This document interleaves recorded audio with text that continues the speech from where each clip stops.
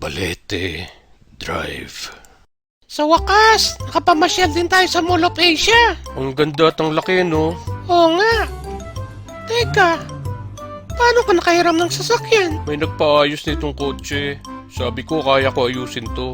Balikan na lang niya bukas. Marunong ka palang magmekaniko ng kotse. Di ba nga? Ako gumagawa ng mga traktora sa farm. Ay, oo nga pala. Hehe, ginabi na tayo. Malayo pa ba tayo sa bahay? Layo pa. Nasa E. Rodriguez pa lang tayo.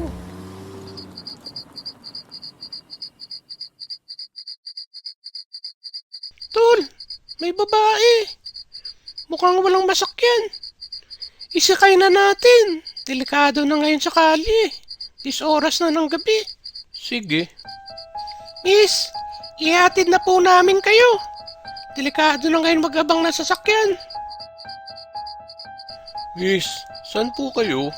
Diretso lang.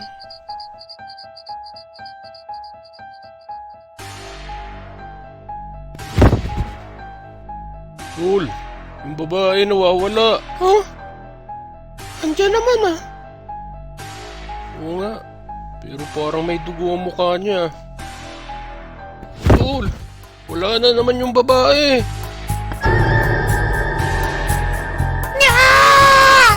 Dugo yung mukha ng babae. Te, wala kami kasalanan sa'yo. Hindi kami gumawa ng masama sa'yo. Kamuting magmaneho tong kasama mo. Kada preno niya, humahampas mo ako dito sa silya. Paano hindi magdurugo yan? Sorry po. Diretso niyo na ako sa ospital. Paano pa ako uwi nito?